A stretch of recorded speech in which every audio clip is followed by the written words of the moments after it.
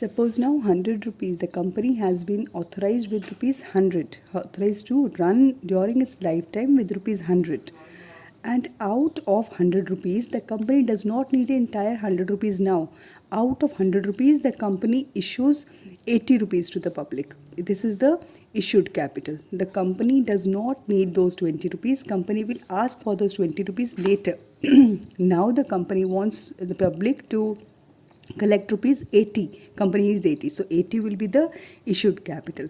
Out of 80 rupees which has been issued by the company wants to collect 80 rupees. The people have subscribed for only 60 rupees share. So these are, that is the people have subscribed for. People have been ready to purchase. This is the subscribed capital. Out of 60, the people have subscribed 60 rupees. Out of 60, the company wants the people to, does not want all the 60 rupees together at one time. Company has asked for 40 rupees. So 40 will be the called up capital. Out of 40, people have paid for 30, 20 is not paid. So 20, 30 has been, this is called the paid up capital. And rupees 10, this will be the unpaid capital. This is the unpaid capital. Okay, so girls, this is the denomination of the share capital. Under the categories of share capital, how to understand the share capital. Now this is how the share capital is shown in the balance sheet of a company. I've shown you here the share capital is shown in the company like this. Authorized share capital, at the top we write authorized share capital. This is the particulars, the way the journal is performed, made. The company, this is a journal, simple journal. The amount to amount columns, the current year, here we have two amount columns. The first column is for the current year and the main column is the previous year. We keep comparing like this.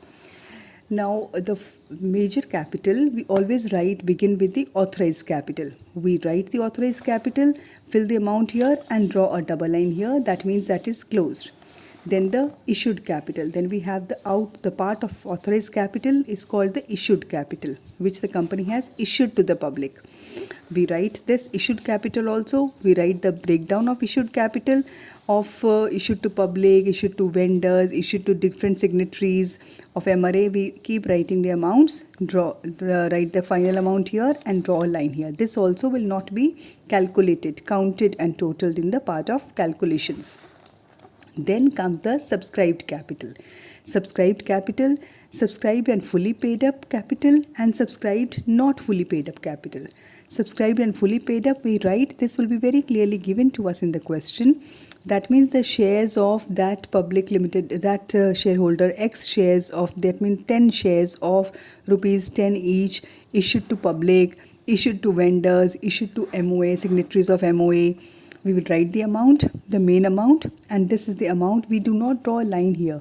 That has to be totaled. Then we have subscribed and fully paid. This was subscribed and fully paid. Then we have subscribed but not fully paid up. People have not yet fully paid up, but it has to be counted in the calculation of the total amount of capital. So this is the block of calculated capital, and these are the amounts of capital, listed capital, which will be listed and written. This is the way the capital is shown. The disclosure of share capital is done in the balance sheet of the company. See here now, illustration 2. I proceed to illustration 2 in the textbook. X Limited was registered with an authorized capital of rupees 2 lakh, equity shares of rupees 10 each.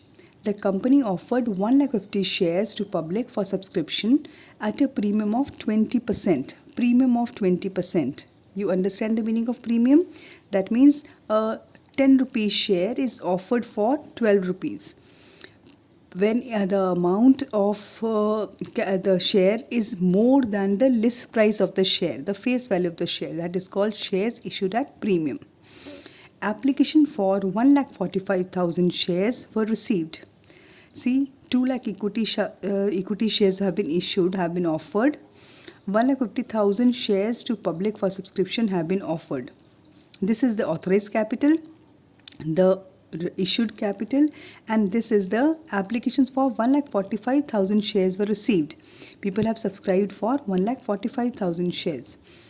Was made to all applicants. All calls were made and were duly received, except the final call of 3 rupees on 5,000 shares.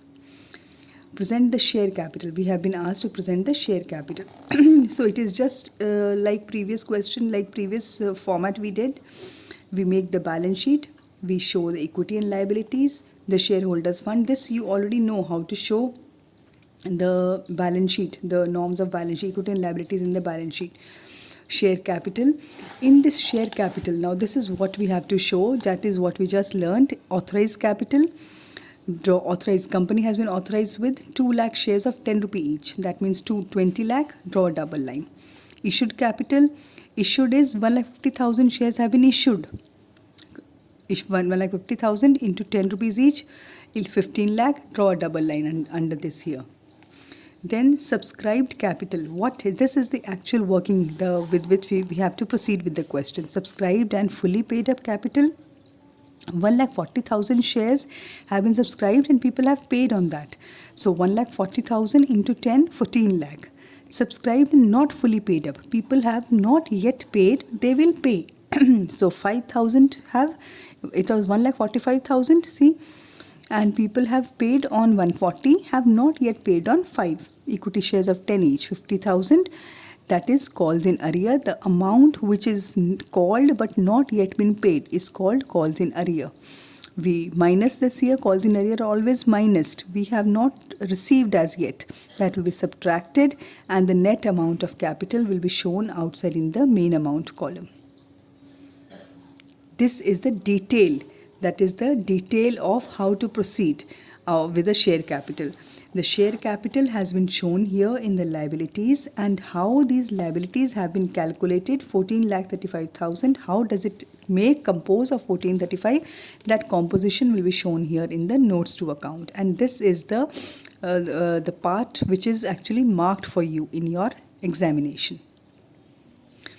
Proceeding to the next. Now next in the textbook, girls, the next very important term that is seen is capital reserve. We all know what is capital reserve.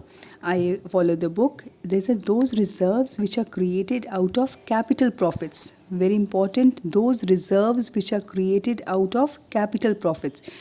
Don't confuse it with reserve capital. Reserve capital is that uncalled amount of capital, that portion of the face capital, the main capital that has not been called by the company. That is the reserve that has been kept reserved. That will not be called except in the event of winding up. That is the reserve. But this is the capital reserve. Remember the revenue reserves and capital reserves? We learnt in class 11.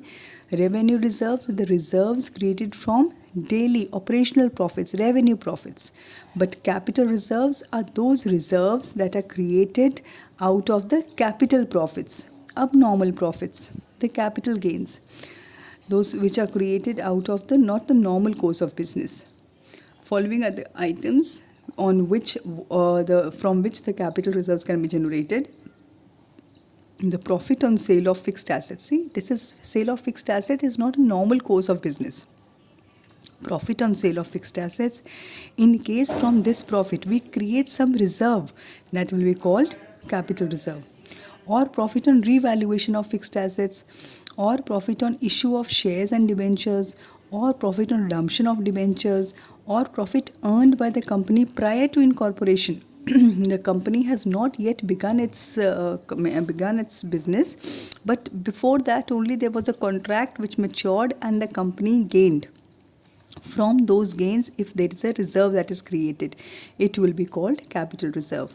Then profit on forfeiture and reissue of shares. Forfeiture means cancellation of shares. So in the event of cancellation of shares, the money that is already, the money on that shares, the public has already applied for some share and that share is getting cancelled. So whatever amount has already been collected on that share by the company, that is unrefundable. That is not refunded. So that becomes a capital gain for the company. From these type of profit, in case a reserve is created, it will be called the capital reserve. Difference between reserve capital and capital reserve, very important theory question, do not neglect.